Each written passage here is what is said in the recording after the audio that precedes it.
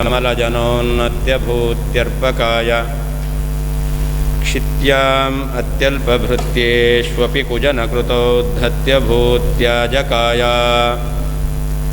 कर्त्रे धर्त्रे च हर्त्रे हयमुखहरये मुत्रपात्रे नमस्ते तस्मै कस्मैचिदस्मन्मनसि धृतकथा विस्मृतौ स्मारकाय तपो विद्या विरक्त्यादि सद्गुणौघाकरानहं वादिराजगुरून् वन्दे हयग्रीवपदाश्रयान् श्रीगुरुभ्यो नमः।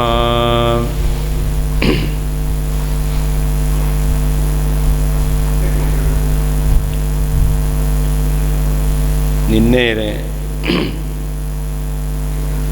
ನಿರ್ಗುಣ ಬ್ರಹ್ಮನನ್ನು ಒಪ್ಪಲಿಕ್ಕಾಗೋದಿಲ್ಲ ಎಂಬ ವಿಷಯದಲ್ಲಿ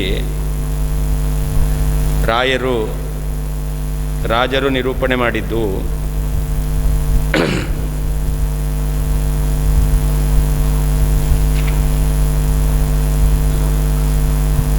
ಪ್ರಾತಿಭಾಸಿಕ ಮತ್ತು ವ್ಯಾವಹಾರಿಕ ಅಂತ ಎರಡು ರೀತಿಯಾದ ಸತ್ವವನ್ನು ಅವರು ಒಪ್ಪಿದ್ದಾರೆ. ಅದರಲ್ಲಿ ಎರಡಕ್ಕೂ ಕೂಡ ಬಾಧ ಎಂಬತಕ್ಕಂಥದ್ದಿದೆ, ಅದು ಅಲ್ಲ ಅಂತ ಜ್ಞಾನ ಬರುತ್ತೆ. ಇದಂ ರಜತಂ ಜ್ಞಾನ ಬಂತು, ಶುಕ್ತಿಯನ್ನು ನೋಡಿ ಇದು ರಜತ ಜ್ಞಾನ ಬಂತು, ಆಮೇಲೆ ಇದು ರಜತ ಅಲ್ಲ ಜ್ಞಾನ ಬರುತ್ತೆ. ಹಾಗೆ ಈ ಜಗತ್ತೆಲ್ಲವೂ ಕೂಡ ಇದೇ ಜ್ಞಾನ ಬರ್ತಾ ಇದೆ. ಆಮೇಲೆ ಬ್ರಹ್ಮಜ್ಞಾನ ಬಂದಾಗ ಇದ್ಯಾವುದು ಇಲ್ಲ ಜ್ಞಾನ ಬರುತ್ತೆ ಅಂತ ಹೇಳಿದ್ರು.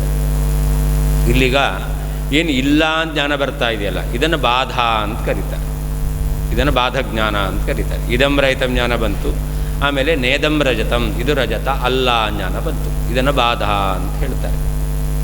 ಅದಕ್ಕೆ ನಾವು ಪ್ರಶ್ನೆ ಮಾಡಿದ್ದು, ಈ ಬಾಧ ಇದೆಯಲ್ಲ ಇದು ಸತ್ಯವೋ ಅಲ್ಲವೋ ಅಂತ. ಈ ಬಾಧ ಎಂಬತಕ್ಕಂಥದ್ದು ಸತ್ಯ ಅಂತ ಆಗಿಬಿಟ್ರೆ ಅವಾಗ ಬ್ರಹ್ಮ ಒಂದು ಸತ್ಯ ಮತ್ತು ಈ ಬಾಧ ಅನ್ನೋದು ಒಂದು ಸತ್ಯ, ಎರಡು ಸತ್ಯ ಆಯಿತು. ಅದರಿಂದ ಅದ್ವೈತ ಒಂದೇ ಸತ್ಯ, ಅವ್ರ ಸಿದ್ಧಾಂತದಲ್ಲಿ ಒಂದೇ ಸತ್ಯ, ಎರಡು ಸತ್ಯ ಅಂತ ಹೇಳಿದ್ರಿಂದ ನಿಮ್ಮ ಮತಕ್ಕೆ ಅದ್ವೈತ ಸದದ್ವೈತ ಮತಂ ಗತಂ ಅಂತ ಹೇಳಿತ್ತು. ಬಾಧ ಎಂಬತಕ್ಕಂಥದ್ದು ಅಬಾಧ್ಯ ಅಂತ ಅರ್ಥ. ಅಬಾಧ್ಯ ಅಂದರೆ ಏನರ್ಥ? ಸತ್ಯ ಅಂತ ಅರ್ಥ. ಇದೇನು ಅಲ್ಲ ಜ್ಞಾನ ಬರ್ತಾ ಇದೆ, ಅಲ್ಲ ಅನ್ನೋದು ಸತ್ಯ ಅಂತಾದರೆ ಬ್ರಹ್ಮ ಒಂದು ಸತ್ಯ ಆಯಿತು, ಅಲ್ಲ ಅನ್ನೋದು ಸತ್ಯ ಆಯಿತು, ಎರಡು ಸತ್ಯ ಆಯಿತು ಅಂತ ಅದಕ್ಕೆ ದೋಷವನ್ನು ಹೇಳಿದ್ದು. ಇನ್ನು ಅದಕ್ಕೇನು ಹೇಳಿದ್ದು ಅಂತಂದರೆ, ಬಾಧ ಇದೆಯಲ್ಲ, ಅಲ್ಲ ಅಂತೇನು ಜ್ಞಾನ ಬಂದಿದೆಯಲ್ಲ, ಅಲ್ಲ ಎಂಬತಕ್ಕಂಥ ಜ್ಞಾನ ಅದು ಬಾಧ್ಯ, ಅಂದರೆ ಅದು ಸುಳ್ಳು ಅಂತ. ಹಾಗಾದರೆ ಅಲ್ಲ ಎಂಬತಕ್ಕಂಥ ಜ್ಞಾನ ಬಾಧ, ಅದು ಸುಳ್ಳಾಗಿದೆ ಅಂತಾದರೆ ಅವಾಗೇನಾಯಿತು? ಬ್ರಹ್ಮ ಈ ಜಗತ್ತು ಎಂಬತಕ್ಕಂಥದ್ದು ಇಲ್ಲ ಎಂಬತಕ್ಕಂತಹ ಜ್ಞಾನ ಬಂದಿದೆ. ಇಲ್ಲ ಎಂಬತಕ್ಕಂಥ ಬಂದ ಜ್ಞಾನ ಸುಳ್ಳಾಗಿದೆ ಅಂತಂದರೆ ಜಗತ್ತೇನಾಯ್ತು? ಅವಾಗ ಇದೆ ಅಂತ ಆಗುತ್ತೆ. ಅದನ್ನು ಹೇಳಿದ್ದು ಬಾಧಸ್ಯ ಬಾಧ್ಯತ್ವೇ ಗುಣಾನಾಂ ಸ್ಯಾದ್ ಅಬಾಧ್ಯತ. ಬ್ರಹ್ಮನಲ್ಲಿ ಗುಣ ಇಲ್ಲ ಅಂತ ಜ್ಞಾನ ಬರ್ತಾ ಇದೆ. ಬ್ರಹ್ಮನಲ್ಲಿ ಗುಣ ಇಲ್ಲ ಎಂಬತಕ್ಕಂಥ ಜ್ಞಾನ ಬಾಧ, ಅದೇನಾಗಿದೆ? ಬಾಧ್ಯವಾಗಿದೆ. ಹಾಗಾದರೆ ಬ್ರಹ್ಮನಲ್ಲಿ ಗುಣ ಇಲ್ಲ ಅಂತ ನಮಗೆ ಮುಂದೆ ಇವಾಗ ಬ್ರಹ್ಮನಲ್ಲಿ ಗುಣ ಇದೆ ಜ್ಞಾನ ಬರ್ತಾ ಇದೆ. ಇದೆಲ್ಲವೂ ಕೂಡ ವ್ಯಾವಹಾರಿಕ ಅಂತ ಅರ್ಥ. ಇದು ವ್ಯಾವಹಾರಿಕ ಸತ್ ಅಂದರೆ ಏನರ್ಥ? ಮುಂದೆ ಬ್ರಹ್ಮಜ್ಞಾನದಿಂದ ಇಲ್ಲ ಅಂತ ಆಗುತ್ತೆ. ಹಾಗಾದರೆ ಬ್ರಹ್ಮಜ್ಞಾನದಿಂದ ಇಲ್ಲ ಅಂತ ಆಯ್ತಲ್ಲ, ಆ ಇಲ್ಲ ಎಂಬತಕ್ಕಂಥದ್ದೇನಾಗಿದೆ? ಸತ್ಯವೋ ಮಿಥ್ಯವೋ ಅಂತ ಕೇಳಿದೆವು. ಆ ಬಾಧ ಎಂಬತಕ್ಕಂಥದ್ದು ಬಾಧ್ಯ ಅಂತ ಅಂದರೆ ಸುಳ್ಳಾಗಿದೆ ಅಂತ ಅರ್ಥ. ಹಾಗಾದರೆ ಬ್ರಹ್ಮನಲ್ಲಿ ಧರ್ಮ ಇಲ್ಲ ಅನ್ನೋದು ಬಾಧ್ಯವಾಗಿದೆ ಅಂದರೆ ಏನರ್ಥ? ಬ್ರಹ್ಮನಲ್ಲಿ ಗುಣ ಇದೆ ಅಂತ ಆಯಿತು. ಹಾಗಾದರೆ ಬ್ರಹ್ಮನಲ್ಲಿ ಗುಣ ಇಲ್ಲ ಅನ್ನೋದು ಬಾಧ, ಅದು ಬಾಧ್ಯ ಆಗಿದೆ ಅಂತಂದರೆ ಬ್ರಹ್ಮನಲ್ಲಿ ಗುಣ ಇದೆ ಅಂತ ಆಯಿತು. ಬ್ರಹ್ಮನಲ್ಲಿ ಗುಣ ಇಲ್ಲ ಎಂಬತಕ್ಕಂಥದ್ದು ಬಾಧ, ಇದು ಅಬಾಧ್ಯ ಅಂದರೆ ಸತ್ಯ ಆಗಿದೆ. ಆವಾಗ ದೋಷ ಹೇಳಿದ್ದೇನು? ಬ್ರಹ್ಮ ಒಂದು ಸತ್ಯ ಮತ್ತು ಈ ಬಾಧ ಎಂಬತಕ್ಕಂಥದ್ದು ಸತ್ಯ ಅಂತ ಎರಡನ್ನು ಹೇಳಿ. ಅದಕ್ಕೆ ಅವರೇನು ಹೇಳ್ತಾರೆ ಅಂತಂದರೆ, ಈ ಬಾಧ ಇದೆಯಲ್ಲ ಅದು ಬ್ರಹ್ಮಸ್ವರೂಪ ಅಂತ ಹೇಳ್ತೇವೆ. ಅವಾಗ ಎರಡು ಸತ್ಯವನ್ನು ಒಪ್ಪಲಿಲ್ಲ. ಬಾಧ ಸತ್ಯ, ಸತ್ಯವಾದ ಬಾಧ ಬ್ರಹ್ಮಸ್ವರೂಪ ಅಂತ ಹೇಳ್ತೇವೆ. ಆದ್ದರಿಂದಾಗಿ ಎರಡು ಸತ್ಯವನ್ನು ಒಪ್ಪಿದಂತೆ ಆಗಲಿಲ್ಲ ಅಂತ ಈ ರೀತಿಯಲ್ಲಿ ಅವರು ಪರಿಹಾರ ಹೇಳ್ಬೋದು. ಅದಕ್ಕೆ ಉತ್ತರ ಕೊಟ್ಟಿದ್ದು ನಾವು ತಸ್ಯಾಪಿ ಬ್ರಹ್ಮರೂಪತ್ವೇ ಪುನರ್ಧರ್ಮಿತ್ವ ಮಾಪತೇತಂತ. ಆ ಬಾಧ ಎಂಬತಕ್ಕಂಥದ್ದು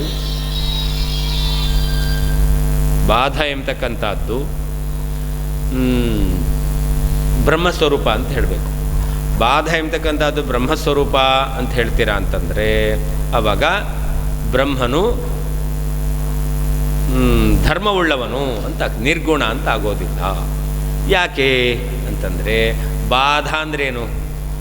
ಬಾಧ ಅಂದರೆ ಅವ್ರ ಮತ ಪ್ರಕಾರ ನಿವೃತ್ತಿ ಇಲ್ಲ ಅಂತ ಆಗುತ್ತೆ. ಇಲ್ಲ ಅಂತ ಆಗೋದು ಅಂದರೆ ಏನರ್ಥ? ಧ್ವಂಸ ಅಂತ ಅರ್ಥ. ಧ್ವಂಸ ಅಂದರೆ ಏನರ್ಥ? ಅಭಾವ ಅಂತ ಅರ್ಥ. ಅಂದರೆ ಬಾಧ ಅಂದ್ರೇನು?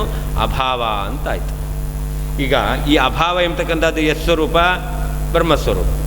ಹಾಗಾದರೆ ಅಭಾವ ಏನಾಗಿದೆ? ಅಭಾವವು ಬ್ರಹ್ಮಸ್ವರೂಪ ಆಗಿದೆ ಅಂತಂದರೆ ಅಭಾವದಲ್ಲಿರುವಂತಹ ಧರ್ಮಗಳೆಲ್ಲ ಎಲ್ಲಿ ಬರುತ್ತೆ? ಬ್ರಹ್ಮನಲ್ಲಿ ಬರುತ್ತೆ. ಅಭಾವವು ಬ್ರಹ್ಮಸ್ವರೂಪ ಆದ್ದರಿಂದ ಅಭಾವದಲ್ಲಿರುವಂತಹ ಧರ್ಮಗಳೆಲ್ಲ ಬ್ರಹ್ಮನಲ್ಲಿ ಬರುತ್ತೆ ಅಂತಾಯಿತು. ಹಾಗಾದರೆ ಅಭಾವದಲ್ಲಿ ಏನೇನಿದೆ? ಜಡತ್ವ ಇದೆ. ಅಭಾವವು ಜಡ.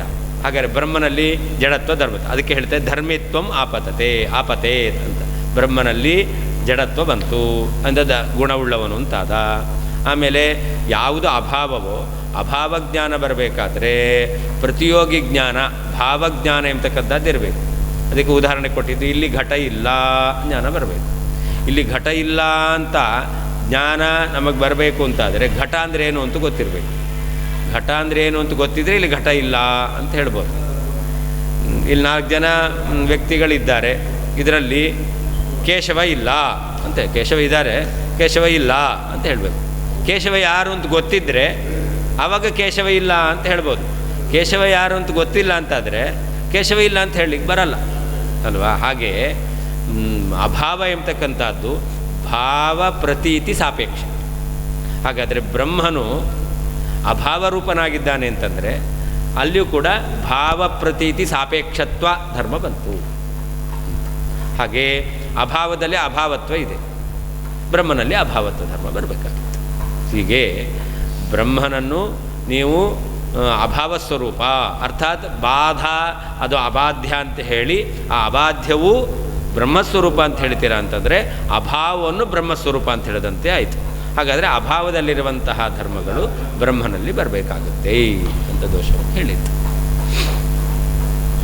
ಇನ್ನು ಬ್ರಹ್ಮನಲ್ಲಿ ಅಭಾವದಲ್ಲಿ ಇರಬೇಕಾದ ಧರ್ಮಗಳಿಲ್ಲ ಅಂತಾದರೆ ಬ್ರಹ್ಮನು ಅಭಾವರೂಪ ಆಗೋದಿಲ್ಲ. ಅಭಾವದಲ್ಲಿರುವ ಧರ್ಮಗಳು ಬ್ರಹ್ಮನಲ್ಲಿಲ್ಲ ಅಂತಾದರೆ ಬ್ರಹ್ಮ ಅಭಾವರೂಪ ಅಂತ ಆಗೋದಿಲ್ಲ. ಅಷ್ಟೇ ಅಲ್ಲ, ಬ್ರಹ್ಮನಲ್ಲಿ ಅಭಾವರೂಪತ್ವ ಎಂಬತಕ್ಕಂಥದ್ದು ಬರಲಿಲ್ಲ ಅಂತಾದರೆ ಹಾಗಾದರೆ ಗುಣಗಳಿಗೆ ಏನು ಬರಲಿಲ್ಲ? ನಿಷೇಧತ್ವ ಬರಲಿಲ್ಲ. ಹಾಗಾದರೆ ಗುಣಗಳು ನಿಷೇಧ ಮಾಡಲಿಕ್ಕೆ ಬರಲಿಲ್ಲ ಅಂತಾಯಿತು. ಗುಣಗಳನ್ನು ನಿಷೇಧ ಮಾಡಲಿಕ್ಕೆ ಬರಲಿಲ್ಲ ಅಂತಂದರೆ ಬ್ರಹ್ಮ ಏನಾದ? ಗುಣವುಳ್ಳವನು ಅಂತಾದ. ಅಂದರೆ ನಿರ್ಗುಣ ಅಂತ ಆಗಲಿಕ್ಕೆ ಸಾಧ್ಯ ಇಲ್ಲ. ಇದನ್ನು ಅಲ್ಲಿ ಶ್ಲೋಕದಲ್ಲಿ ಹೇಳಿತ್ತು. ಅವೈಷ್ಣವ ಪುರಾಣಾನಾಂ ಅವೈಷ್ಣವ ಮತಸ್ಯ ಚ ಅವೈಷ್ಣವ ಶ್ರುತೀನಾಂಚ ಕುಪಥತ್ವಮಭೂದಹೋ. ಹಿಂದೆ ಮಹಾಭಾರತದ ವಾಕ್ಯವನ್ನು ರಾಜರು ಉಲ್ಲೇಖ ಮಾಡಿದರು. ಏಷ ನಿಷ್ಕಂಟಕಃ ಪಂಥಾಃ ಯತ್ರ ಸಂಪೂಜ್ಯತೆ ಹರಿಃ ಕುಪಥಂ ತಂ ವಿಜಾನೀಯಾತ್ ಗೋವಿಂದರಹಿತಾಗಮಂ ಅಂತ.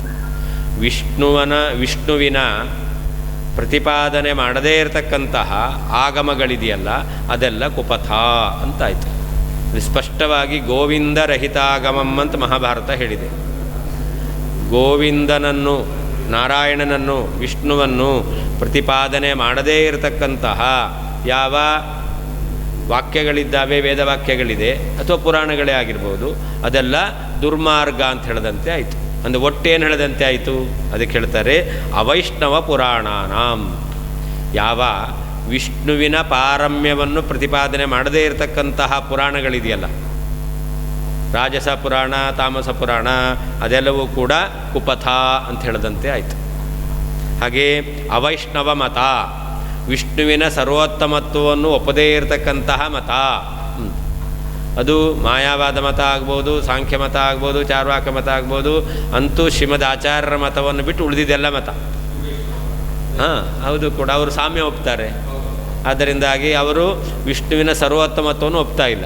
ಅಂದರೆ ವಿಷ್ಣುವಿನ ಸರ್ವೋತ್ತಮತ್ವವನ್ನು ಒಪ್ಪದೇ ಇರತಕ್ಕಂಥ ಮತಗಳು ಅದೆಲ್ಲ ಕುಪಥ ಅಂತಾಯಿತು. ಅಷ್ಟೇ ಅಲ್ಲ, ಅವೈಷ್ಣವ ಶ್ರುತೀನಾಂ, ಯಾವ ವೇದಗಳಿಗೆ ವಿಷ್ಣು ಪಾರಮ್ಯವನ್ನು ಪ್ರತಿಪಾದನೆ ಮಾಡ್ತಾ ಇಲ್ಲ ಅಂತ ನೀವು ಹೇಳ್ತಾ ಇದ್ದೀರೋ ಅಂತಹ ವೇದಗಳು ಕೂಡ ಏನಾಗುತ್ತೆ, ಕುಪಥ ಅಂತ ಹೇಳದಂತೆ ಆಯಿತು. ಹಾಗಾದ್ರೆ ಅದೇ ವೇದಕ್ಕೆ ಅಪ್ರಾಮಾಣ್ಯ ಬರಬಾರ್ದು. ಅದಕ್ಕೇನು ಮಾಡಬೇಕು, ವೇದಕ್ಕೆ ಅರ್ಥಾಂತರ ಮಾಡಬೇಕಾಗುತ್ತೆ. ವೇದದ ಅರ್ಥವನ್ನು ನಿರ್ಣಯ ಮಾಡಲಿಕ್ಕೆ ಹೊರಟಿರ್ತಕ್ಕಂಥದ್ದು ಮತ್ತು ವೇದದಲ್ಲಿ ಹೇಳಿದ ವೇದದಲ್ಲಿ ಹೇಳದೇ ಇರತಕ್ಕಂಥ ವಿಷಯಗಳನ್ನು ಒಳಗೊಂಡಿರ್ತಕ್ಕಂಥದ್ದು ಮಹಾಭಾರತ, ವೇದವ್ಯಾಸದೇವರಿಂದ ರಚಿತವಾದದ್ದು. ಅದರಲ್ಲಿ ಅದಕ್ಕೆ ಪ್ರಾಮಾಣ್ಯ ಇದೆ. ಅದರಲ್ಲಿ ಏನು ಹೇಳಿದ್ದಾರೆ, ಕುಪಥಂ ತಂ ವಿಜಾನೀಯಾತ್ ಗೋವಿಂದ ರಹಿತಾಗಮ.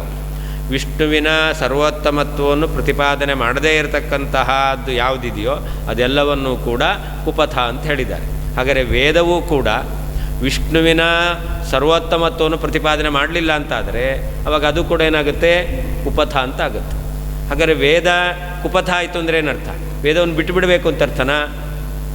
ಇಲ್ಲ, ವೇದಕ್ಕೆ ಬೇರೆ ಅರ್ಥವನ್ನು ಮಾಡಬೇಕು. ವೇದಕ್ಕೆ ಅಪ್ರಾಮಾಣ್ಯ ಬಾರದ ಹಾಗೆ ವೇದಕ್ಕೆ ಅರ್ಥವನ್ನು ಮಾಡಬೇಕು. ಹಾಗಾದರೆ ವೇದ ವಿಶ್ವಾಧಿಕೋ ರುದ್ರ ಅಂತ ವೇದವಾಕ್ಯ ಇರಬಹುದು. ಹಿರಣ್ಯಗರ್ಭ ಸಮವರ್ತತಾಗ್ರೇ ಅಂತ ಬ್ರಹ್ಮನಿಗೆ ಆದಿಕಾಲದಲ್ಲಿ ಅಸ್ತಿತ್ವವನ್ನು ಹೇಳ್ತಕ್ಕಂಥದ್ದು. ವಿಶ್ವಾಧಿಕೋ ರುದ್ರ, ರುದ್ರ ಎಲ್ಲರಿಗಿಂತ ಶ್ರೇಷ್ಠ ಅಂತ ಹೇಳ್ತಕ್ಕಂಥ ವಾಕ್ಯ ಇರ್ಬೋದು. ಈ ವಾಕ್ಯಗಳಿಗೆ ಮೇಲ್ನೋಟಕ್ಕೆ ತಿಳಿದು ಬರುವ ಅರ್ಥವನ್ನು ಹೇಳ್ತೇವೆ ಅಂತಂದರೆ ಅದೇನಾಗುತ್ತೆ, ಕುಪಥ ಅಂತ ಆಗುತ್ತೆ. ಹಾಗಾದರೆ ಮೇಲ್ನೋಟಕ್ಕೆ ತಿಳಿದು ಬರುವಂತಹ ಅರ್ಥ ಸರಿಯಲ್ಲ. ಆ ವಾಕ್ಯವು ಅಪ್ರಮಾಣವ, ವಾಕ್ಯ ಅಪ್ರಮಾಣ ಅಲ್ಲ. ಅದಕ್ಕೆ ವಿಶ್ವಾಧಿಕ ರುದ್ರ ಅಂದರೆ ಏನರ್ಥ, ವಿಷ್ಣುವೇ ಸರ್ವೋತ್ತಮ ಅಂತ.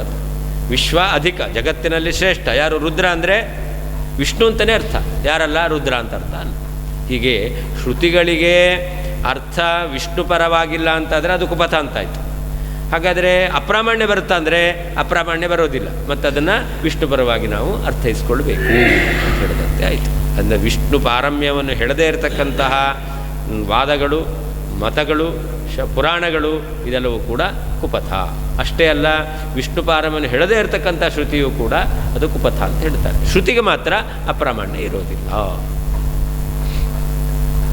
ಅವೈಷ್ಣವ ಪುರಾಣಾನಾಂ, ವಿಷ್ಣುವಿನ ಸರ್ವೋತ್ತಮತ್ವವನ್ನು ಪ್ರತಿಪಾದನೆ ಮಾಡದೇ ಇರತಕ್ಕಂತಹ ಪುರಾಣಗಳಿಗೆ, ಅವೈಷ್ಣವ ಮತಸ್ಯ ಚ, ವಿಷ್ಣುವಿನ ಸರ್ವೋತ್ತಮತ್ವವನ್ನು ಒಪ್ಪದೇ ಇರತಕ್ಕಂತಹ ಮತಗಳಿಗೆ, ಅವೈಷ್ಣವ ಶ್ರುತೀನಾಂಚ, ವಿಷ್ಣುವಿನ ಸರ್ವೋತ್ತಮತ್ವವನ್ನು ಮೇಲ್ನೋಟಕ್ಕೆ ಹೇಳದೇ ಇರತಕ್ಕಂತಹ ಶ್ರುತಿಗಳಿಗೆ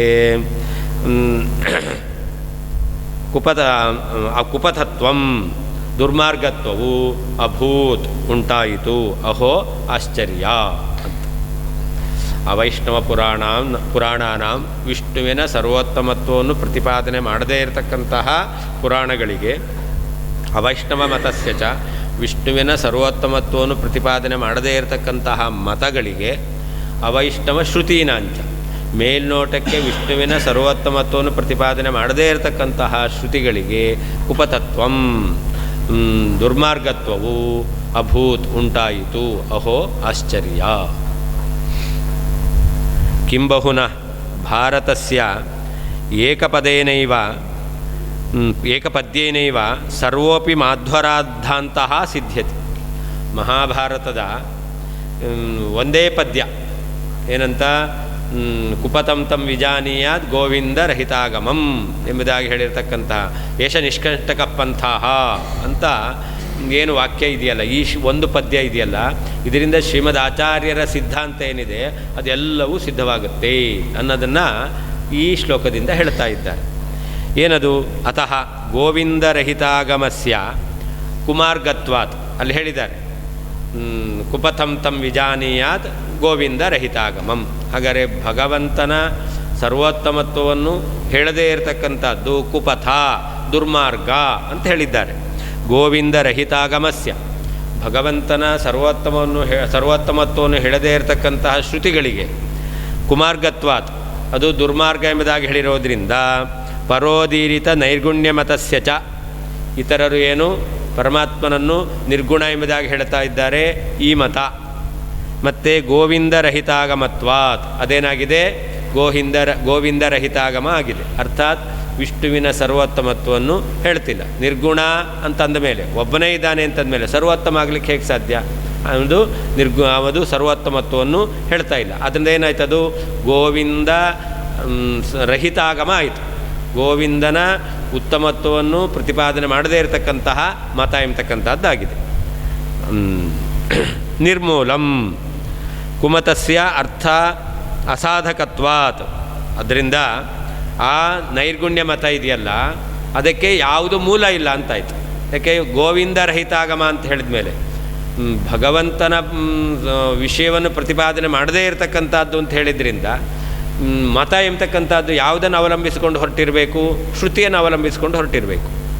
ಇದಕ್ಕೆ ಶ್ರುತಿ ಇಲ್ಲ ಅಂತಾಯಿತು. ಗೋವಿಂದ ರಹಿತಾಗಮ ಅಂತ ಹೇಳಿದ ಮೇಲೆ ಗೋವಿಂದನ ಸರ್ವೋತ್ತಮತ್ವವನ್ನು ಪ್ರತಿಪಾದನೆ ಮಾಡದೇ ಇರತಕ್ಕಂಥದ್ದು ಕುಪಥ ಅಂತ ಹೇಳಿದ ಮೇಲೆ ಆ ನಿರ್ಗುಣತ್ವಕ್ಕೆ ಶ್ರುತಿ ಎಂಬತಕ್ಕಂಥದ್ದು ಮೂಲ ಅಲ್ಲ ಅಂತಾಯಿತು. ಅಂದರೆ ನಿರ್ಮೂಲತ್ವ, ಅದಕ್ಕೆ ಆಧಾರಭೂತವಾದದ್ದು ಇಲ್ಲ ಅಂತಾಯಿತು. ಆಮೇಲೆ ಕುಮತಸ್ಯ ಅರ್ಥ ಅಸಾಧಕತ್ವಾತ್, ಅದರಿಂದ ಯಾವುದು ಕುಮತ ಇದೆಯೋ ಅದು ಯಾವ ಪ್ರಮೇಯವನ್ನು ಸಾಧಿಸಿ ಕೊಡೋದಿಲ್ಲ. ನಿರ್ಮೂಲವಾಯಿತು. ನಿರ್ಮೂಲ ಆದಮೇಲೆ ಅಂತಹ ಕುಮತ ಅದು ಯಾವುದಾದ್ರೂ ಒಂದು ಪ್ರಮೇಯವನ್ನು ಸಾಧಿಸಿಕೊಡುತ್ತಾ? ಇಲ್ಲವೇ ಇಲ್ಲ. ಯಾವ ವಿಷಯವನ್ನು ಕೂಡ ಸಾಧಿಸಿಕೊಡೋದಿಲ್ಲ ಅಂತ. ಆಮೇಲೆ ಅವೈಷ್ಣವ ಪುರಾಣಾನಾಂ, ಯಾವುದದು? ಶೈವ ಬ್ರಾಹ್ಮ ಪುರಾಣಾನಾಂ, ಅವೈಷ್ಣವ ಪುರಾಣಗಳು. ಬ್ರಹ್ಮನನ್ನು ಸರ್ವೋತ್ತಮ ಅಂತ ಹೇಳ್ತಕ್ಕಂಥ ಪುರಾಣ ಬ್ರಾಹ್ಮ ಪುರಾಣ, ಶಿವನನ್ನು ಸರ್ವೋತ್ತಮ ಅಂತ ಹೇಳ್ತಕ್ಕಂಥ ಶಿವಪುರಾಣ, ಇದು ಕೂಡ ಕುಪಥ ಅಂತಾಯಿತು.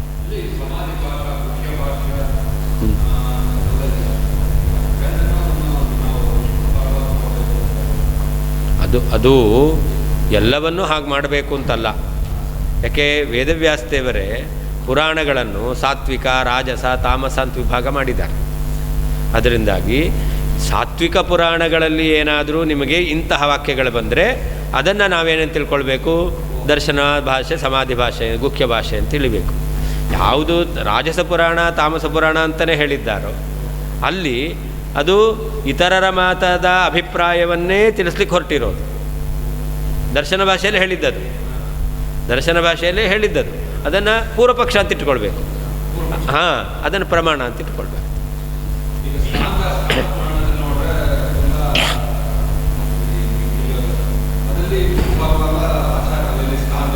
ಹಾಂ, ಹೇಳ್ತಾರೆ. ಅಂದರೆ ಸ್ಕಾಂದ ಪುರಾಣದಲ್ಲಿ ಕೆಲವೊಂದು ಗ್ರಾಹ್ಯವಾದ ಅಂಶವೂ ಇದೆ, ಆದರೆ ಇತರ ದೇವತೆಗಳ ಮಹತ್ವವನ್ನು ಹೇಳ್ತಕ್ಕಂಥದ್ದು ಇದೆ. ಹಾಗಾದರೆ ಅದರಲ್ಲಿ ಇತರ ದೇವತೆಗಳ ಮಹತ್ವ ಅದು ದರ್ಶನ ಭಾಷೆಯಿಂದ ಹೇಳಿತ್ತು. ದರ್ಶನಕಾರರು ಹೀಗೆ ಹೇಳ್ತಾರೆ ಅಂತ ಹೇಳಿತ್ತು. ಯಾವುದು ವಿಷ್ಣುವಿನ ಸರ್ವೋತ್ತಮತ್ವವನ್ನು ಅಲ್ಲೇ ಹೇಳಿದಾರೋ ಅದು ಸಮಾಧಿ ಭಾಷೆಯಲ್ಲಿ ಹೇಳಿತ್ತು. ಅಲ್ಲಿಯೂ ಕೂಡ ಸಮಾಧ ಭಾಷೆ, ದರ್ಶನ ಭಾಷೆ ಇದ್ದೇ ಇದೆ.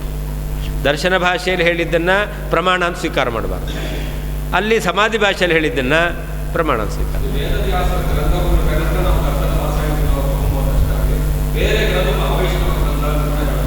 ಯಾವುದು? ಹಾಂ, ಅದೆಲ್ಲ ದರ್ಶನ ಭಾಷೆಯಲ್ಲಿ ಹೇಳಿದ್ದು ಅಂತ ಹೇಳ್ಬೋದು. ಹಾಂ, ಇತರರು ಮಾಡಿದ್ದಲ್ಲ, ಅವರು ಆ ದರ್ಶನವನ್ನು ಇಟ್ಕೊಂಡೇ ಹೊರಟಿರೋದಲ್ವ.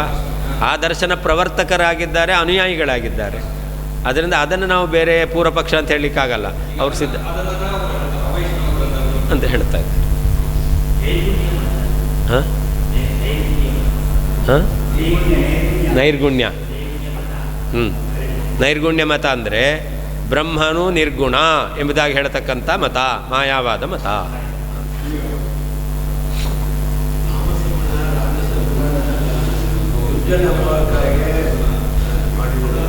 ಯಾವುದಕ್ಕೆ? ಹೌದು. ಹಾಂ, ಹೌದು, ಮಾಡಿದ್ದಾರೆ. ಅದರಿಂದ ಅದೆಲ್ಲ ದರ್ಶನ ಭಾಷೆಯಲ್ಲಿ ಹೇಳಿದ್ದು ಕಾಣಿಸುತ್ತೆ. ನಾವು ಅದನ್ನು ಪೂರ್ವಪಕ್ಷ ಅಂತ ಇಟ್ಕೊಳ್ಬೇಕು. ದರ್ಶನಕಾರರು ಈ ರೀತಿ ಹೇಳ್ತಾರೆ ಅಂತ ನಾವು ಇಟ್ಕೊಳ್ಳಿ. ಅನುವಾದ ಅಷ್ಟೇ, ಅದು ಪ್ರಮಾಣ ಅಲ್ಲ.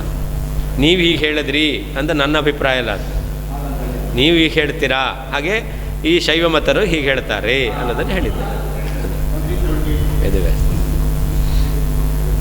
ಅವೈಷ್ಣವ ಮತಸ್ಯ, ಅದಕ್ಕೆ ಪಾಶುಪತಾದಿ ಮತಸ್ಯ. ಅವೈಷ್ಣವ ಮತ ಯಾವುದು? ಶಿವನನ್ನು ಸರ್ವೋತ್ತಮ ಎಂಬುದಾಗಿ ಹೇಳ್ತಕ್ಕಂಥ ಮತ. ಅದ್ಯಾವುದು? ಪಾಶುಪತಾದಿ ಮತಗಳು.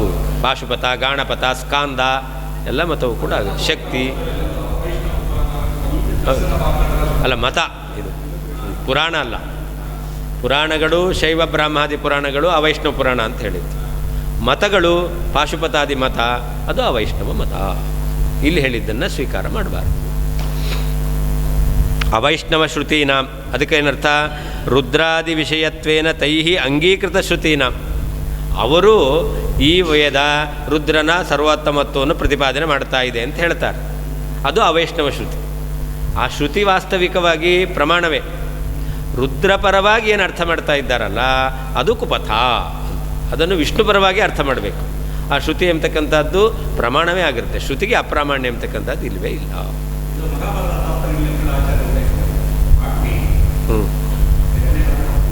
ಯಾವುದು? ಹೌದು ಹೌದು. ಅಥಥ್ಯಾನಿ ವಿತಥ್ಯಾನಿ ದರ್ಶಯಸ್ವ ಮಹಾಭುಜ ಪ್ರಕಾಶಂಕುರು ಚಾತ್ಮಾನಂ ಅಪ್ರಕಾಶಂಚ ಮಾಂಕುರು.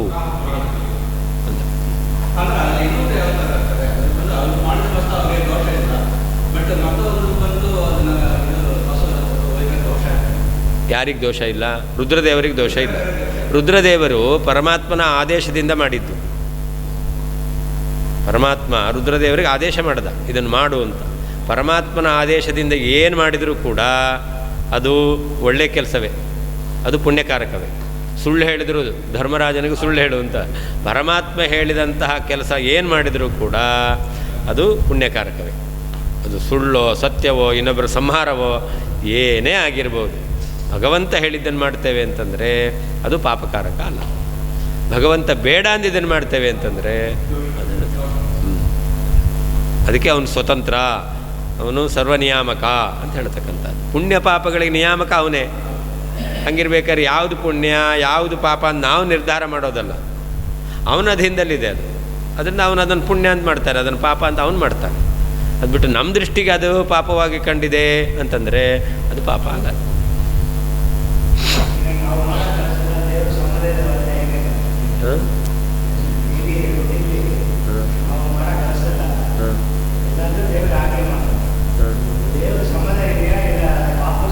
ಅದೇ ಶಾಸ್ತ್ರದಲ್ಲಿ ಅದು ಹೇಳಿದ್ದನ್ನು ಮಾಡ್ತಾ ಇದ್ದೇವೆ ಅಂತಂದರೆ ದೇವರ ಸಮ್ಮತಿ ಇದೆ ಅಂತ ಅರ್ಥ. ಶಾಸ್ತ್ರದಲ್ಲಿ ಬೇಡ ಅಂತ ಹೇಳಿದ್ದನ್ನು ಮಾಡ್ತಾ ಇದ್ದೇವೆ ಅಂದರೆ ದೇವರ ಸಮ್ಮತಿ ಇಲ್ಲ ಅಂತ ಅರ್ಥ. ದೇವರು ನಮಗೆ ನೇರವಾಗಿ ಬಂದು ಹೇಳಿಲ್ಲ, ದೇವರು ಶಾಸ್ತ್ರಗಳ ಮೂಲಕ ಹೇಳಿದ್ದಾನೆ. ಶಾಸ್ತ್ರದಲ್ಲಿ ಹೇಳಿದಂತೆ ಮಾಡಿದ್ರೆ ಸಮ್ಮತಿ. ಹೌದು ಹೌದು.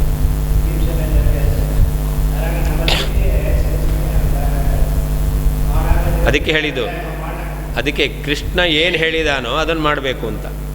ಧರ್ಮರಾಜನಿಗೆ ಹೇಳ್ದ ಅಶ್ವತ್ಥಾಮ ಹತಃ ಅಂತ ಹೇಳು ಅಂತ. ಅದು ಧರ್ಮ. ಅದು ಕೃಷ್ಣ ಹೇಳಿದ್ದು ಧರ್ಮ. ಅದನ್ನು ಏನು ಹೇಳಿದ್ರು ಅದು ಭಗವಂತ ಹೇಳಿದ್ದು ಧರ್ಮ.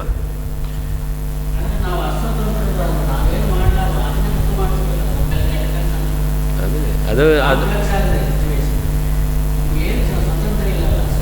ಸ್ವಾತಂತ್ರ್ಯ ಇಲ್ಲ ಅಂದರೂ ಕೂಡ ನಮಗೆ ಈ ಜಡ ಪದಾರ್ಥದಂತೆ ಅಲ್ಲ, ಇದಕ್ಕೇನು ಗೊತ್ತಾಗಲ್ಲ. ಸ್ವಾತಂತ್ರ್ಯ ಇಲ್ಲ, ನಮಗೆ ಪರಾಧೀನವಾದಂತಹ ಜ್ಞಾನ ಇಚ್ಛಾ ಇದೆ. ನಮ್ಮದೇ ಜ್ಞಾನ ಇಚ್ಛಾ ಪ್ರಯತ್ನ ಇದರಲ್ಲಿ ಇಲ್ಲ, ನಮ್ಮಲ್ಲಿದೆ. ನಮಗೆ ಗೊತ್ತಾಗುತ್ತೆ. ಭಗವಂತನ ಅನುಗ್ರಹದಿಂದಲೇ ಅವನ ನೇಮನಕ್ಕೆ ಒಳಪಟ್ಟೇನೆ ನಮಗೆ ತಿಳಿಲಿಕ್ಕೆ ತಿಳ್ಕೊಳ್ತೇವೆ ನಾವು. ಅದರಿಂದ ಜೀವ ಅಸ್ವತಂತ್ರ ಕರ್ತೃ, ಜೀವಕರ್ತೃ ಅಸ್ವತಂತ್ರ ಕರ್ತೃ. ಅಷ್ಟೇ ಹೊರತು ಜೀವನಕ್ಕೆ ಕರ್ತೃತ್ವ ಇಲ್ಲ, ಇದಕ್ಕೆ ಕರ್ತೃತ್ವ ಇಲ್ಲ. ಇದಕ್ಕೆ ಏನು ಮಾಡಬೇಕು ಏನು ತಿಳಿಬೇಕು ಏನೂ ಗೊತ್ತಿಲ್ಲ. ಜೀವನಿಗೆ ಹಾಗಲ್ಲ, ಭಗವದ್ ಅಧೀನವಾದಂತಹ ಕರ್ತೃತ್ವ ಜೀವನಿಗಿದೆ.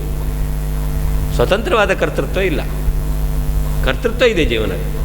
ಕರ್ತೃತ್ವ ಎರಡು ವಿಧ, ಒಂದು ಸ್ವತಂತ್ರ ಕರ್ತೃತ್ವ, ಇನ್ನೊಂದು ಅಸ್ವತಂತ್ರ ಕರ್ತೃತ್ವ.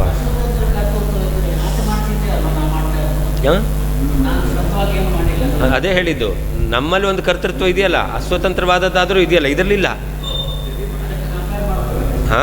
ಅದರಿಂದಾಗಿ ನಾವೇನು ಮಾಡಬೇಕು ಏನು ಮಾಡಬಾರ್ದು ಭಗವದ್ ಅಧೀನವಾಗಿ ನಾವು ತಿಳ್ಕೊಳ್ಳಿಕ್ಕೆ ಭಗವಂತ ನಮಗೆ ಶಕ್ತಿ ಕೊಟ್ಟಿದ್ದಾನೆ. ನಾವು ತಿಳ್ಕೊಳ್ಳೋದು ಭಗವಂತನ ಅಧೀನದಲ್ಲಿದ್ದೇ ತಿಳ್ಕೊಳ್ಳೋದು. ಸ್ವತಃ ತಿಳ್ಕೊಂಡೆ ಅಂತ ಅರ್ಥ ಮಾಡಬಾರ್ದು. ಭಗವದ್ ಅಧೀನವಾಗಿ ತಿಳ್ಕೊಳ್ತೇವೆ. ಅಂದರೆ ತಿಳ್ಕೊಳ್ಳುವಂಥ ಶಕ್ತಿ, ಮಾಡುವಂಥ ಶಕ್ತಿ ದೇವರು ನಮಗೆ ಕೊಟ್ಟಿದ್ದಾನೆ. ಅದರಿಂದಾಗಿ ನಾವು ಮಾಡಬೇಕು.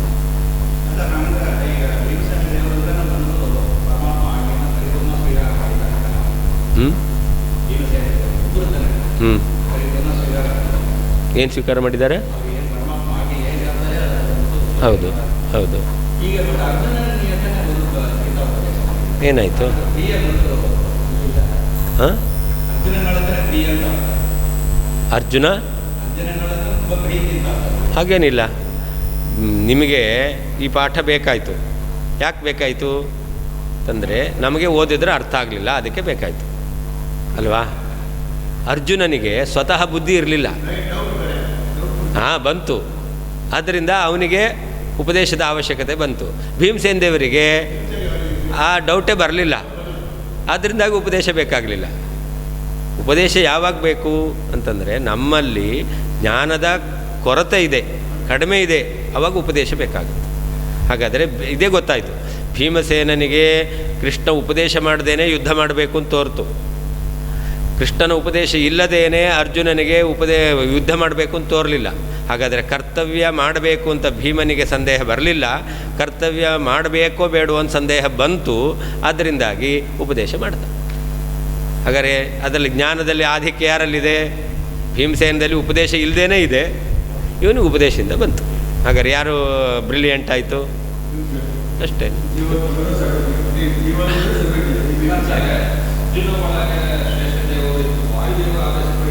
ಇದೆ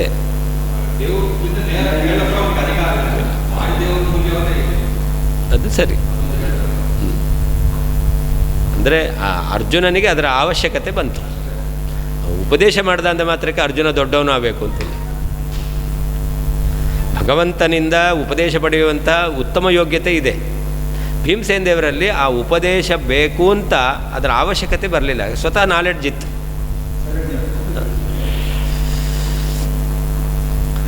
ಹರೇರ್ಭಿನ್ನತ್ವ ಪೂಜ್ಯತ್ವ ಸ್ವಾಮಿತ್ವ ಪ್ರತಿಪಾದಿಕಾ ನಿಷ್ಕಂಟಕ ಮಾಧ್ವಶುದ್ಧ ಪದ್ಧತಿಶ್ಚೇತಿ ಸಿದ್ಧ್ಯತಿ. ಶ್ರೀಮದ್ ಆಚಾರ್ಯರ ಸಿದ್ಧಾಂತ ಅಂದ್ರೇನು, ಅವರ ಪದ್ಧತಿ ಮಾರ್ಗ ಅಂದ್ರೇನು ಅಂತಂದರೆ ಪರಮಾತ್ಮನಲ್ಲಿ ಭಿನ್ನತ್ವ ಇದೆ, ಜೀವರಿಂದ ಭಿನ್ನತ್ವ ಪರಮಾತ್ಮನಲ್ಲಿದೆ. ಪೂಜ್ಯತ್ವ, ಪರಮಾತ್ಮನಲ್ಲಿ ಪೂಜ್ಯತ್ವ ಇದೆ. ಪೂಜಕ ಜೀವ, ಪೂಜ್ಯನಾದವನು ಪರಮಾತ್ಮ, ಪರಮಾತ್ಮನಲ್ಲಿ ಪೂಜ್ಯತ್ವ ಇದೆ. ಸ್ವಾಮಿತ್ವ, ಪರಮಾತ್ಮ ನಿಯಾಮಕನಾಗಿದ್ದಾನೆ. ನಿಯಮ್ಯ ಜೀವ, ಪರಮಾತ್ಮನಲ್ಲಿ ನಿಯಾಮಕತ್ವ, ಸ್ವಾಮಿತ್ವ ಎಂಬತಕ್ಕಂಥದ್ದಿದೆ. ಇದೆಲ್ಲವನ್ನೂ ಪ್ರತಿಪಾದನೆ ಮಾಡ್ತಕ್ಕಂಥದ್ದು ಯಾವುದು? ಮಾಧ್ವಶುದ್ಧ ಪದ್ಧತಿ ಅಂತ.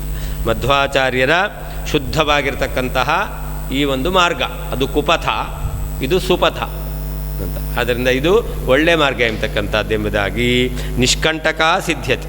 ಇದರಲ್ಲಿ ಯಾವ ವಿಧವಾಗಿರ್ತಕ್ಕಂತಹ ದೋಷ ಇಲ್ಲ ಎಂಬತಕ್ಕಂಥದ್ದು. ಯಾಕೆ? ಗೋವಿಂದ ರಹಿತಾಗಮ ಆಗಲಿಲ್ಲ. ಇದು ಆಚಾರ್ಯರ ಸಿದ್ಧಾಂತ ಗೋವಿಂದನ ಸರ್ವೋತ್ತಮತ್ವವನ್ನು ಪ್ರತಿಪಾದನೆ ಮಾಡ್ತಾ ಇದೆ. ಆದ್ದರಿಂದ ಇದು ಕುಪಥ ಅಲ್ಲ. ಕುಪಥ ಅಲ್ಲ ಅಂತಂದರೆ ನಿಷ್ಕಂಟಕ ಪದ್ಧತಿ ಅಂತ. ಯಾವ ವಿಧವಾಗಿರ್ತಕ್ಕಂಥ ದೋಷವೂ ಇಲ್ಲದೆ ಇರತಕ್ಕಂತಹ ಮಾರ್ಗ, ಮೋಕ್ಷಕ್ಕೆ ಹೋಗಲಿಕ್ಕೆ ಇದು ಚತುಷ್ಪಥ, ಒಳ್ಳೆ ಹೈವೇ ಅಂತ ಹೇಳದಂತೆ ಆಯಿತು. ಈ ಮಾರ್ಗದಲ್ಲಿ ಹೋದ್ರೇ ಭಗವಂತನ ಅನುಗ್ರಹದಿಂದ ಮೋಕ್ಷವನ್ನು ಪಡೆಯಬಹುದು. ನಾವು ಪೂಜಕರು, ಪೂಜೆ ಮಾಡುವವರು. ಹಾಂ ಹಾಂ, ಪೂಜಿಸುವವನು ಪೂಜ್ಯ, ಹಾಂ, ಪೂಜಿಸಲ್ಪಡುವವನು, ಹಾಂ, ಪೂಜ್ಯ ಪೂಜಕ. ಹರೇಹೇ, ಪರಮಾತ್ಮನಿಗೆ ಭಿನ್ನತ್ವ ಪೂಜ್ಯತ್ವ ಸ್ವಾಮಿತ್ವ ಪ್ರತಿಪಾದಿಕ. ಭೇದವನ್ನು, ಪೂಜ್ಯತ್ವವನ್ನು, ನಿಯಾಮಕತ್ವವನ್ನು ಪ್ರತಿಪಾದನೆ ಮಾಡತಕ್ಕಂತಹ ಮಾಧ್ವಶುದ್ಧ ಪದ್ಧತಿಶ್ಚ, ಮಧ್ವಾಚಾರ್ಯರ ಶುದ್ಧವಾಗಿರ್ತಕ್ಕಂತಹ ಮಾರ್ಗವು ನಿಷ್ಕಂಟಕ, ದೋಷರಹಿತವಾದದ್ದು. ಇತಿ, ಈ ರೀತಿಯಲ್ಲಿ ಸಿದ್ಧ್ಯತಿ, ಸಿದ್ಧವಾಗುತ್ತದೆ. ಹರೇಹೇ, ಪರಮಾತ್ಮನಿಗೆ ಭಿನ್ನತ್ವ ಪೂಜ್ಯತ್ವ ಸ್ವಾಮಿತ್ವ ಪ್ರತಿಪಾದಿಕ, ಬೇರೆಯಾಗಿದ್ದಾನೆ, ಪೂಜಿಸಲ್ಪಡುವವನಾಗಿದ್ದಾನೆ, ನಿಯಾಮಕನಾಗಿದ್ದಾನೆ ಎಂಬುದಾಗಿ ಪ್ರತಿಪಾದನೆ ಮಾಡತಕ್ಕಂತಹ ಮಾಧ್ವಶುದ್ಧ ಪದ್ಧತಿ, ಮಧ್ವಾಚಾರ್ಯರಿಂದ ಪ್ರತಿಪಾದಿತವಾಗಿರತಕ್ಕಂತಹ ಶುದ್ಧವಾದ ಮಾರ್ಗವು ನಿಷ್ಕಂಟಕ, ದೋಷರಹಿತವಾದದ್ದು ಇತಿ, ಈ ರೀತಿಯಲ್ಲಿ ಸಿದ್ಧವಾಗುತ್ತದೆ.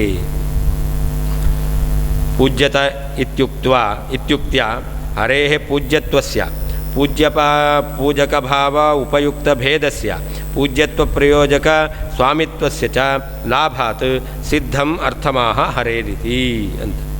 ಹಿಂದೆ ಮಹಾಭಾರತದ ವಾಕ್ಯದಲ್ಲಿ ಯತ್ರ ಸಂಪೂಜ್ಯತೆ ಹರಿಹಿ ಅಂತ ವಾಕ್ಯ ಇದೆ. ಸಂಪೂಜ್ಯತೆ ಅಂತ ಹೇಳಿದ್ರಿಂದ ಏನು ಹೇಳಿದಂತಾಯಿತು?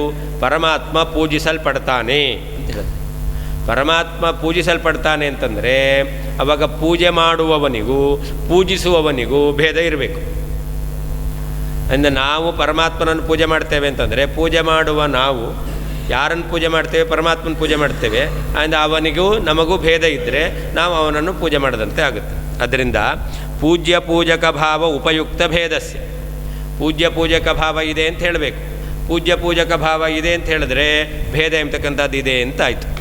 ಆಮೇಲೆ ಪರಮಾತ್ಮನಲ್ಲಿ ಪೂಜ್ಯತ್ವ ಇದೆ, ಪೂಜಿಸಬೇಕಾದರೆ ಅವನಲ್ಲಿ ಪೂಜೆಗೆ ಯೋಗ್ಯವಾಗಿರ್ತಕ್ಕಂತಹ ಪೂಜ್ಯತ್ವ ಎಂಬತಕ್ಕಂಥದ್ದು ಇದೆ ಅಂತ. ಆ ಪೂಜ್ಯತ್ವ ಬರಲಿಕ್ಕೆ ಏನು ಕಾರಣ? ಯಾರನ್ನು ಪೂಜಿಸ್ತೇವೆ? ಯಾರು ನಮಗೆ ನಿಯಾಮಕರಾಗಿದ್ದಾರೋ, ನಮಗೆ ಪ್ರೇರಕರಾಗಿದ್ದಾರೋ ಅವರನ್ನು ಪೂಜಿಸ್ತೇವೆ. ಭಗವಂತ ಅವನು ನಮ್ಮನ್ನು ಪ್ರೇರಿಸುವವನು, ಹಾಗಾದರೆ ಸ್ವಾಮಿತ್ವ ಇದೆ. ಹಾಗಾದರೆ ಪರಮಾತ್ಮನಲ್ಲಿ ಪೂಜ್ಯತ್ವ ಇದೆ ಅಂತ ಹೇಳಿದ್ರಿಂದ ಪೂಜ್ಯ ಪೂಜಕ ಭಾವ ಬರಬೇಕು ಅಂತಾದರೆ ಬೇಕಾದ ಭೇದ, ಪೂಜ್ಯತ್ವ ಅಂತ ಇದೆ ಅಂತ ಹೇಳಿದ್ರು. ಆ ಪೂಜ್ಯತ್ವಕ್ಕೆ ಪ್ರಯೋಜಕವಾಗಿರ್ತಕ್ಕಂಥ ಸ್ವಾಮಿತ್ವ ಇದೆಲ್ಲವೂ ಕೂಡ ಆಚಾರ್ಯರು ತಮ್ಮ ಸಿದ್ಧಾಂತದಲ್ಲಿ ಪ್ರತಿಪಾದನೆ ಮಾಡಿದ್ದಾರೆ. ಆದ್ದರಿಂದ ಪೂಜ್ಯತೆ ಎಂಬುದಾಗಿ ಶಬ್ದ ಮಹಾಭಾರತದ ವಾಕ್ಯದಲ್ಲಿರೋದು. ಆ ಪೂಜ್ಯತೆ ಎಂಬತಕ್ಕಂತಹ ಶಬ್ದದಿಂದ ತಿಳಿಯಲ್ಪಡುವಂತಹ ಏನೇನೂ ಧರ್ಮಗಳಿದೆಯೋ ಅದನ್ನು ಆಚಾರ್ಯರು ತಮ್ಮ ಸಿದ್ಧಾಂತದಲ್ಲಿ ಪ್ರತಿಪಾದನೆ ಮಾಡಿದ್ದಾರೆ. ಆದ್ದರಿಂದಾಗಿ ಆಚಾರ್ಯರ ಸಿದ್ಧಾಂತ ಎಂಬತಕ್ಕಂಥದ್ದು ದೋಷರಹಿತವಾದದ್ದು ಅಂತ ಸಿದ್ಧವಾಗುತ್ತೆ. ಸಮ್ಯಕ್ತ್ವಾರ್ಥೋಪಸರ್ಗೋಸೌ ಅಸಮ್ಯಕ್ತ್ವಂ ನಿಷೇಧತಿ ಸತ್ಯೋ ಭೂತೇನ ಭೇದಾದಿಃ ಅಸ್ತಂ ತತ್ ಸಮಪೂಜನಂ. ಅಲ್ಲಿ ಯತ್ರ ಸಂಪೂಜ್ಯತೆ ಹರಿಹಿ ಅಂತ ವಾಕ್ಯ ಇದೆ. ಬರೀ ಪೂಜ್ಯತೆ ಅಂತಿಲ್ಲ, ಸಂಪೂಜ್ಯತೆ ಅಂತ ಸಂ ಎಂಬತಕ್ಕಂಥ ಉಪಸರ್ಗವನ್ನು ಹಾಕಿದ್ದಾರೆ. ಹಾಗಾದರೆ ಚೆನ್ನಾಗಿ ಪೂಜಿಸಲ್ಪಡ್ತಾನೆ ಅಂತ ಅರ್ಥ. ಭಗವಂತನನ್ನು ಚೆನ್ನಾಗಿ ಅವರು ಪೂಜಿಸ್ತಾ ಇದ್ದಾರೆ, ಆರಾಧನೆ ಮಾಡ್ತಾ ಇದ್ದಾರೆ ಅಂತ ಅರ್ಥ. ಅದರಿಂದ ಏನಾಯಿತು ಅಂತಂದರೆ ಅಸಮ್ಯಕ್ತ್ವಂ ನಿಷೇಧತಿ ಅಂತ. ಸಮ್ಯಕ್ತ್ವ ಇಲ್ಲ, ಸರಿಯಾಗಿ ಅಲ್ಲ ಅನ್ನೋದನ್ನು ನಿರಾಕರಣೆ ಮಾಡ್ತಾ ಇದ್ದಾರೆ. ಚೆನ್ನಾಗಿ ನಮ್ಮನ್ನು ಉಪಚಾರ ಮಾಡಿದ್ರು ಅಂತ ಹೇಳಿದ್ರೆ ಏನರ್ಥ? ಔಪಚಾರಿಕವಾಗಿ ಸುಮ್ಮನೆ ಬೇಕು ಅಂತ ಅವರು ನಮ್ಮನ್ನು ಆದರ ಮಾಡಿದ್ದಲ್ಲ ಅಂತ ಅರ್ಥ ಆಗುತ್ತೆ. ಹಾಗಾದರೆ ಯಾವುದು ಚೆನ್ನಾಗಿ ಅಲ್ಲವೋ ಅದನ್ನು ನಿಷೇಧ ಮಾಡದಂತೆ ಆಯಿತು. ಸಮ್ಯಕ್ ಅಂತ ಹೇಳಿದ್ರಿಂದ ಯಾವುದು ಚೆನ್ನಾಗಿ ಅಲ್ಲವೋ ಅದನ್ನು ನಿರಾಕರಣೆ ಮಾಡದಂತೆ ಆಯಿತು. ಅದರಿಂದ ಏನಾಯಿತು? ಸತ್ಯ ಭೂತೇನ ಭೇದಾದಿ. ಹಾಗಾದರೆ ಈ ಪೂಜಕ ಭಾವ ನಿಮಿತ್ತದಿಂದ ಏನು ಭೇದ ಇದೆಯಲ್ಲ ಅದೇನಾಯಿತು? ಅಂದರೆ ಚೆನ್ನಾಗಿ ಪರಮಾತ್ಮನನ್ನು ಪೂಜೆ ಮಾಡ್ತೇವೆ ಅಂತಂದರೆ ಅಲ್ಲಿ ಚೆನ್ನಾಗಿ ಅಲ್ಲ ಎಂಬತಕ್ಕಂಥದ್ದು ಇಲ್ಲ ಅಂತ ಆಯಿತು. ಚೆನ್ನಾಗಿ ಅಲ್ಲ ಅಂತ ಅನ್ನೋದು ಇಲ್ಲ ಅಂತ ಆಗಿಬಿಟ್ರೆ ಆವಾಗ ಇದು ಸತ್ಯ ಅಂತ ಆಯಿತು. ಯಾವುದನ್ನು ಮಾಡಿದ್ದಾರೋ ಪೂಜೆಯನ್ನು ಮಾಡ್ತಾ ಇದ್ದಾರಲ್ಲ ಅದು ಸತ್ಯ ಅಂತ ಆಯಿತು. ಅದರಿಂದಾಗಿ ಭಗವಂತನಲ್ಲಿ ಪೂಜ್ಯತ್ವ ಎಂಬತಕ್ಕಂಥದ್ದು ಸತ್ಯ, ಭೇದ ಎಂಬತಕ್ಕಂಥದ್ದು ಸತ್ಯ, ಸ್ವಾಮಿತ್ವ ಎಂಬತಕ್ಕಂಥದ್ದು ಸತ್ಯ. ಆದ್ದರಿಂದ ಏನಾಯಿತು ಅಂತಂದರೆ ಎಲ್ಲರೂ ಸಮಾನ ಅಂತ ಹೇಳ್ತಾರಲ್ಲ, ಅಥವಾ ತ್ರಿಮೂರ್ತಿಗಳು ಸಮಾನ ಅಂತ ಹೇಳಿದ್ರಲ್ಲ, ಅದು ಸರಿಯಲ್ಲ. ಅದಕ್ಕೆ ಹೇಳ್ತಾರೆ ತತ್ ಸಮಪೂಜನಂ ಅಸ್ತಂ ಅಂತ. ಪರಮಾತ್ಮನನ್ನು ಇತರ ದೇವತೆಗಳಿಗೆ ಸಮಾನವಾಗಿ ಪೂಜಿಸಬೇಕು ಅಂತ ತ್ರಿಮೂರ್ತಿಗಳು ಸಮಾನ ಅಂತ ಹೇಳ್ತಾರಲ್ಲ, ಅದು ನಿರಾಕರಣೆ ಮಾಡದಂತೆ ಆಯಿತು. ಯಾಕೆ ಅಂತಂದರೆ ಪರಮಾತ್ಮನನ್ನು ಏನು ಸರ್ವೋತ್ತಮ ಅಂತ ಪೂಜೆ ಮಾಡ್ತಾ ಇದ್ದಾರೆ ಅದು ಸಂಪೂಜ್ಯತೆ, ಚೆನ್ನಾಗಿ ಅದನ್ನು ಪೂಜಿಸ್ತಾ ಇದ್ದಾರೆ. ಚೆನ್ನಾಗಿ ಪೂಜಿಸ್ತಾ ಇದ್ದಾರೆ ಅಂತಂದರೆ ಅದರ ಅರ್ಥ ಏನು? ಚೆನ್ನಾಗಿ ಪೂಜಿಸೋದಿಲ್ಲ ಅಂತಂದರೆ ಕಾಟಾಚಾರಕ್ಕೆ ಮಾಡಿದ್ದಾರೆ ಅಂತ ಅರ್ಥ. ಕಾಟಾಚಾರಕ್ಕೆ ಮಾಡಿದ್ದಾರೆ ಅಂತಂದರೆ ಏನರ್ಥ? ಅದು ಸುಳ್ಳು ಅಂತ ಅರ್ಥ. ಕಾಟಾಚಾರಕ್ಕೆ ಮಾಡಿರ್ತಾರಲ್ಲ ಅದೇನರ್ಥ? ಬರೀ ತೋರಿಕೆಗಷ್ಟೇ, ವಾಸ್ತವಿಕವಾಗಿ ಅಲ್ಲಿ ಗೌರವ ಇಲ್ಲ. ಮನೆಗೆ ಬಂದಿದ್ದರು, ಮನೆಗೆ ಬಂದ ಬನ್ನಿ ಅಂತ ಕರೆದ್ರು, ನಿನ್ನೆ ದಿವಸ ಜಗಳ ಆಡ್ಕೊಂಡು ಹೋಗಿದ್ರು. ಯಾಕಾರು ಬಂದು ಅಂತ ಮನೆಯಲ್ಲೇ ಮನಸ್ಸಲ್ಲಿ ಹೇಳ್ತಾ ಇರೋದು, ಆದರೆ ಬಾ ಅಂತ ಕರೀತಾರೆ ಅಲ್ವಾ? ಹಾಗಾದ್ರೆ ಬಾ ಅಂತ ಕರೆದ್ರು ಅಲ್ಲ. ಹಾಗಾದರೆ ಯಾರಲ್ಲಿ ನಮಗೆ ವಿಶ್ವಾಸ ಇರುತ್ತೋ ಅಂಥವ್ರು ಬಂದಾಗ ಏನು ಮಾಡ್ತೇವೆ ನಾವು? ಬನ್ನಿ ಬನ್ನಿ ಅಂತ ಅವ್ರನ್ನ ಆಧಾರ ಮಾಡ್ತೇವೆ. ಹಾಗಾದ್ರೆ ಎರಡೂ ಕಡೆಯಲ್ಲಿ ಬನ್ನಿ ಅಂತಿದೆ, ಆದರೆ ಒಂದು ಕಡೆಯಲ್ಲಿ ತೋರಿಕೆಗಷ್ಟೇ, ಅದು ಸುಳ್ಳು ಅಂತ ಆಯಿತು.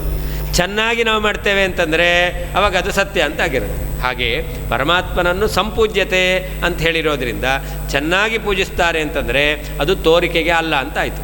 ತೋರಿಕೆಗೆ ಅಲ್ಲ ಅಂತಂದಮೇಲೆ ಅದು ಸತ್ಯ ಅಂತ ಅರ್ಥ ಆಯಿತು. ಹಾಗಾದರೆ ಪರಮಾತ್ಮ ರುದ್ರಾದಿಗಳಿಂದ ಸಮಾನನಾಗಿದ್ದಾನೆ ಎಂಬತಕ್ಕಂಥದ್ದು ಅದು ಸರಿಯಲ್ಲ ಎಂಬುದಾಗಿ ಪರಮಾತ್ಮನಿಗೆ ಸರ್ವೋತ್ತಮತ್ವ ಸಿದ್ಧವಾಗುತ್ತೆ. ಅಸೌ ಈ ಸಮ್ಯಕ್ತ್ವ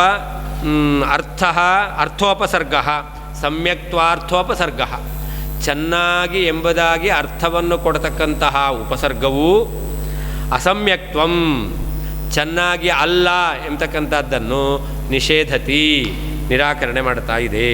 ತೇನ ಆದ್ದರಿಂದ ಭೇದಾದಿಹಿ, ಹಿಂದೆ ಹೇಳಿದ ಪೂಜ್ಯತ್ವಕ್ಕೆ ಪ್ರಯೋಜಕವಾಗಿರ್ತಕ್ಕಂಥ ಭೇದ, ಸ್ವಾಮಿತ್ವ ಮೊದಲಾದವು ಸತ್ಯ ಅಭೂತ್, ಅದು ಸತ್ಯವೇ ಆಗಿದೆ. ಆದ್ದರಿಂದ ತತ್ಸಮಪೂಜನಂ, ಪರಮಾತ್ಮನನ್ನು ರುದ್ರಾದಿಗಳಿಗೆ ಸಮಾನರು ಎಂಬುದಾಗಿ ಪೂಜೆ ಮಾಡ್ತಕ್ಕಂಥದ್ದು ಅಸ್ತಂ, ನಿರಾಕೃತವಾಯಿತು. ಅಸೌ ಈ ಯಾವ ಸಮ್ಯಕ್ತ್ವಾರ್ಥೋಪಸರ್ಗ, ಚೆನ್ನಾಗಿ ಎಂಬುದಾಗಿ ಅರ್ಥವನ್ನು ಕೊಡ್ತಕ್ಕಂಥ ಸಂ ಎಂಬತಕ್ಕಂತಹ ಉಪಸರ್ಗವು ಅಸಮ್ಯಕ್ತ್ವಂ, ಚೆನ್ನಾಗಿ ಅಲ್ಲ ಎಂಬತಕ್ಕಂಥದ್ದನ್ನು ನಿಷೇಧತಿ, ನಿರಾಕರಣೆ ಮಾಡ್ತಾ ಇದೆ. ತೇನ ಆದ್ದರಿಂದ ಭೇದಾದಿಹಿ, ಪೂಜ್ಯತ್ವಕ್ಕೆ ಚೆನ್ನಾಗಿ ಪೂಜಿಸ್ತಾರೆ ಅಂತ ಹೇಳಿದ್ರಿಂದ ಆ ಪೂಜ್ಯತ್ವಕ್ಕೆ ಪ್ರಯೋಜಕವಾಗಿರ್ತಕ್ಕಂಥ ಭೇದ ಸ್ವಾಮಿತ್ವಾದಿಗಳು ಸತ್ಯ ಅಭೂತ್, ಸತ್ಯವೇ ಆಯಿತು. ಆದ್ದರಿಂದ ತತ್ಸಮಪೂಜನಂ, ಪರಮಾತ್ಮನನ್ನು ರುದ್ರಾದಿಗಳಿಗೆ ಸಮಾನನಾಗಿದ್ದಾನೆ ಎಂಬುದಾಗಿ ಪೂಜಿಸ್ತಕ್ಕಂಥದ್ದು ಅಸ್ತಂ, ನಿರಾಕೃತವಾಯಿತು.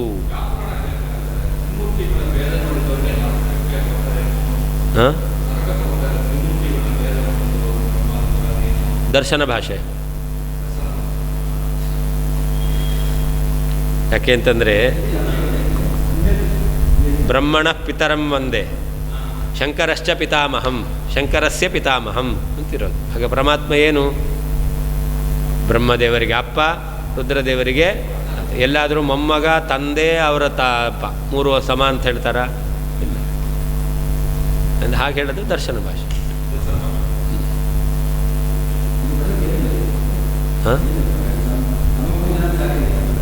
ಅದೇ ಮೂರು ಜನರು ಕೂಡ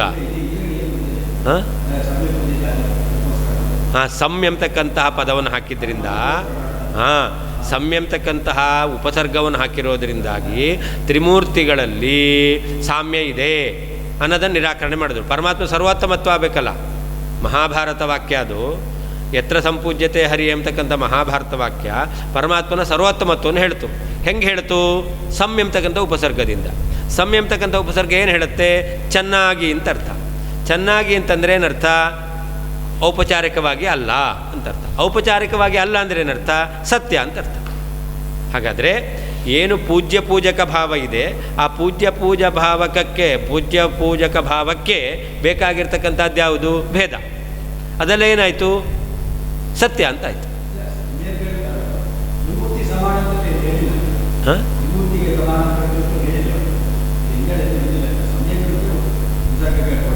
ಹೌದು.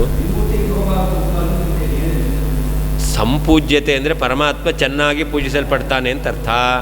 ಪರಮಾತ್ಮ ಚೆನ್ನಾಗಿ ಪೂಜಿಸಲ್ಪಡ್ತಾನೆ ಅಂತಂದರೆ ಅದಕ್ಕೇನಾಯಿತು? ತ್ರಿಮೂರ್ತಿಗಳನ್ನು ಸಮಾನ ಅಂತ ಪೂಜೆ ಮಾಡಿದ್ರೂ ಕೂಡ ಪರಮಾತ್ಮನ ಪೂಜೆ ಆಯಿತೋ ಇಲ್ವೋ? ತ್ರಿಮೂರ್ತಿಗಳನ್ನು ಸಮಾನ ಅಂತ ಪೂಜೆ ಮಾಡಿದ್ರೆ ಪರಮಾತ್ಮನಿಗೆ ಒಂದು ಸ್ಥಾನ ಕೊಟ್ಟಂತಾಯ್ತೋ ಇಲ್ವೋ? ಹಾಂ, ಅದಕ್ಕೆ ಹೇಳ್ತಾರೆ ಸಮಾನ ಅಂತ ಕೊಟ್ಟರೆ ಅದು ಸಂಪೂಜ್ಯ ಆಗಲಿಲ್ಲ. ಹಾಂ, ಪರಮಾತ್ಮನಿಗೆ ಸಂಪೂಜೆ ಮಾಡಬೇಕು ಅಂತಂದರೆ ಅವನು ಇತರರಿಗಿಂತ ವಿಲಕ್ಷಣ ಉತ್ತಮ ಎಂಬುದಾಗಿ ಹೇಳಲೇಬೇಕು. ಹಾಂ, ಅದರಿಂದ ಅದನ್ನು ಎಂಬುದು ಉಪಸರ್ಗದಿಂದ ಹೇಳಿದೆ. ಹಾಂ, ಅದರಿಂದ ತ್ರಿಮೂರ್ತಿಗಳಲ್ಲಿ ಸಾಮ್ಯ ಇಲ್ಲ. ಹಾಂ, ಸಂಪೂಜ್ಯತೆ ಇತ್ಯತ್ರ ಇತ್ಯುಪಸರ್ಗಲಬ್ಧ ಅರ್ಥಮಾಹ. ಸಂಪೂಜ್ಯತೆ ಎಂಬಲ್ಲಿ ಯತ್ರ ಸಂಪೂಜ್ಯ ಏಷ ನಿಷ್ಕಂಟಕಃ ಪಂಥಾಃ ಯತ್ರ ಸಂಪೂಜ್ಯತೆ ಹರಿ ಎಂಬಲ್ಲಿ ಎಂಬುದಾಗಿ ಉಪಸರ್ಗ ಇದೆ. ಸಂಪೂಜ್ಯತೆ ಎಂಬಲ್ಲಿ ಆ ಉಪಸರ್ಗಕ್ಕೆ ಏನರ್ಥ ಅದನ್ನು ಹೇಳ್ತಾ ಇದ್ದಾರೆ. ಸಮ್ಯಕ್ತ್ವ ಇತಿ. ಹಾಂ,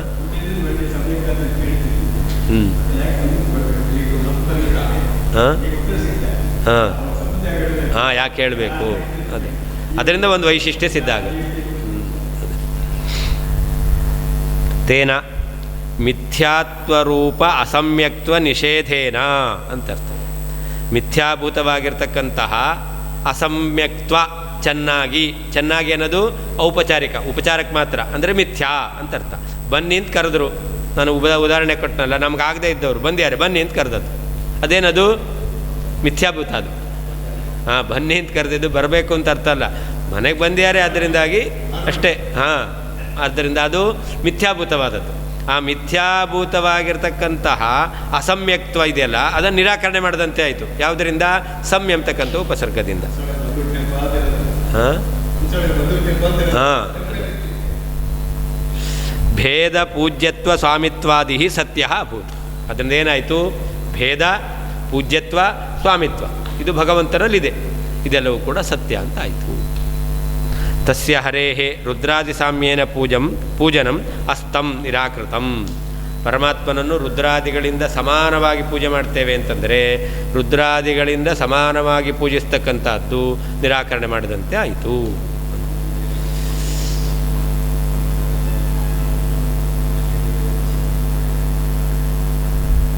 ಹರೇರೇವ ಸಮ್ಯಕ್ ಪೂಜ್ಯತ್ವೋಕ್ತ್ಯ ತದಿತರೇಷಾಂ ಅತಾದೃಶ ಪೂಜಾ ವಿಷಯತ್ವ ಲಾಭಾತ್.